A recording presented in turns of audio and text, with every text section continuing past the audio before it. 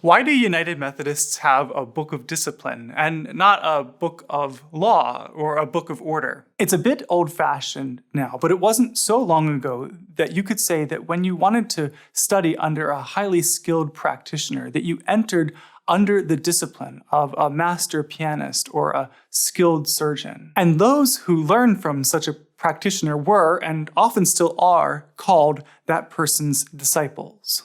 A disciple was someone who learned from a master practitioner, of course, but not just learned, but emulated, tried to follow along in the way of life of that master practitioner. It's that sense of the word discipline that I think applies with our own book of discipline. As disciples of Jesus Christ, we are all students of the master teacher, and we all seek to emulate Jesus Christ and to walk together in a shared way of life that we have in him. You will sometimes hear the book of discipline referred to as a book of covenant, a book of rules, or even a book of law, and it has aspects of all three of those things. I think that the aspect of the discipline we most need to hold on to today, most need to take advantage of, is the idea of the book of discipline as something that documents our shared way of life in Jesus Christ. We need to remember that this shared way of Christ is something we have in common with all United Methodists. But it is also something we have in common with Christians from all backgrounds. In just Jesus Christ, we are united in this way of life.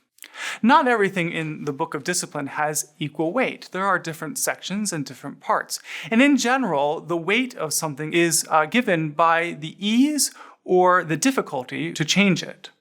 For example, most of the discipline can be changed with a simple majority vote of a general conference, which usually meets every 4 years or every quadrennium. But some parts of the discipline require a higher standard.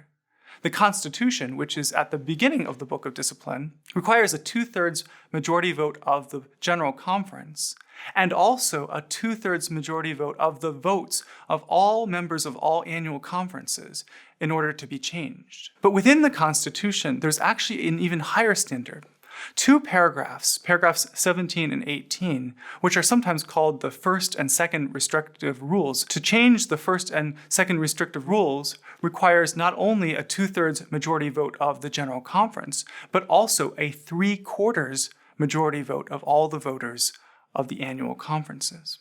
What's in the first and second restrictive rules? Well, they protect our articles of religion and our confession of faith, 2 of our doctrinal standards. And they say that they cannot be changed and that we cannot add to them or take away from them. Our denomination believes that the General Conference ought to be able to change many things about the discipline from one quadrennium to the next, but that some things, the constitutional issues, should be guarded carefully, and that even some things within that, our doctrinal standards, are of such a high state that we must be careful not to change them at all. In effect, changing them is to create a new church, and so the difficulty of changing them is commensurate with their importance.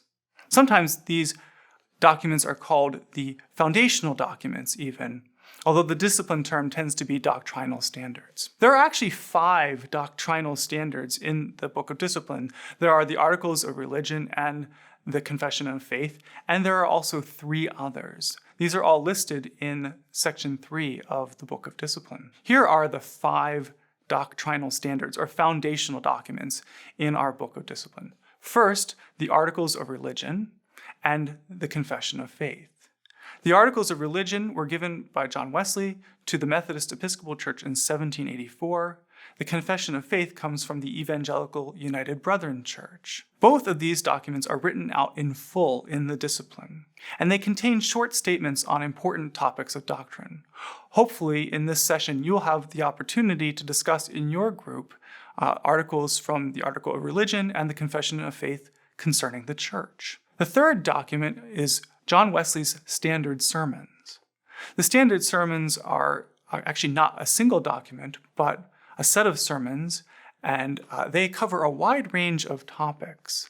They are not in the Book of Discipline, but they are available online. And the fourth are John Wesley's explanatory notes on the New Testament. Like his sermons, these are not written out in the Book of Discipline, but they are available online. Both of these are not in the discipline because of their length. The fifth of our foundational documents or doctrinal standards is the general rules of the Methodist Church, also given to the Methodist Episcopal Church by John Wesley.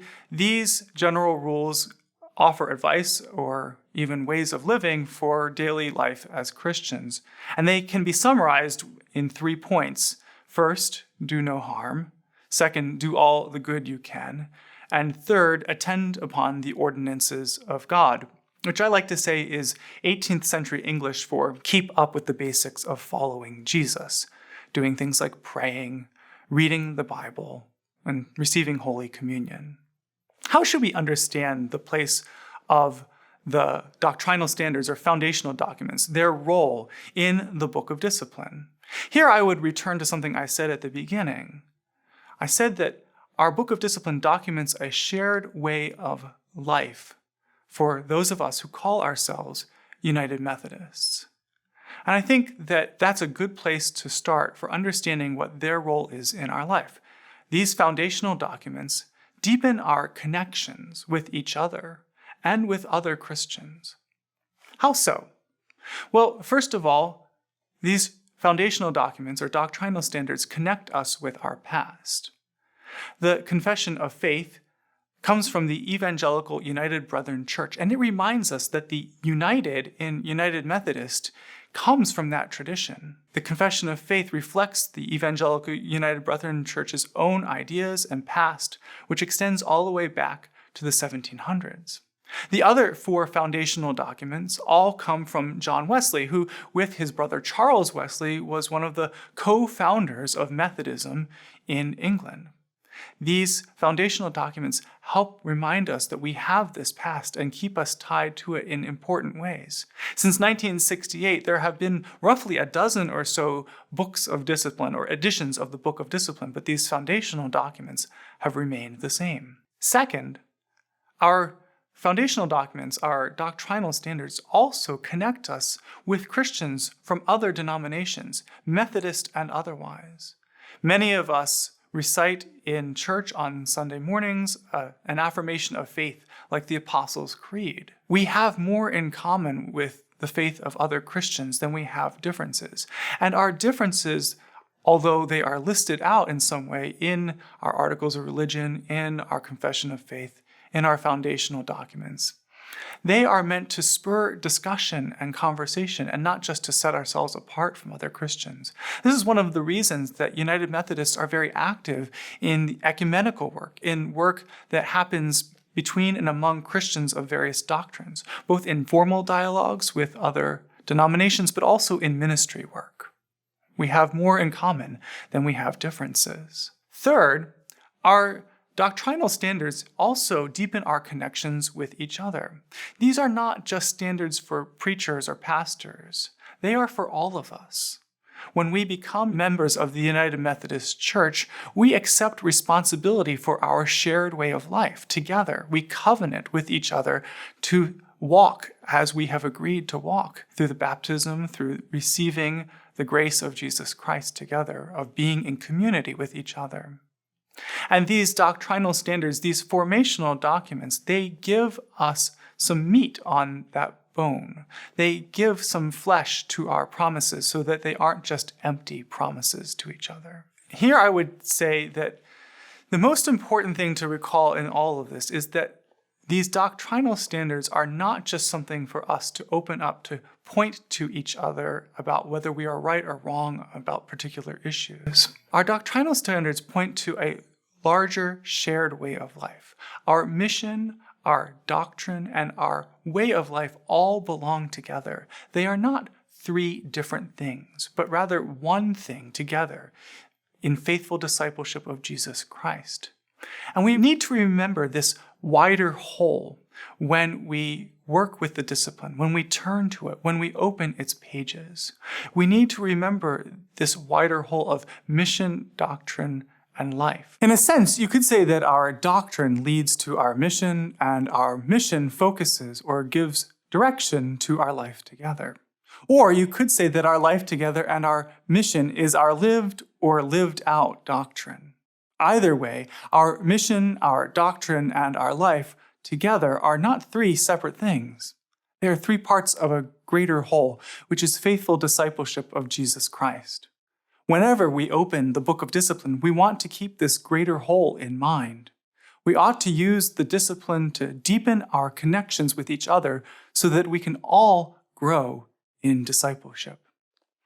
Charles Wesley, in his hymn, All Praise to Our Redeeming Lord, number 554 in your hymnal, says, Christ bids us build each other up, and gathered into one, to our high calling's glorious hope, we hand in hand go on. May we receive our foundational documents, our doctrinal standards, in that spirit.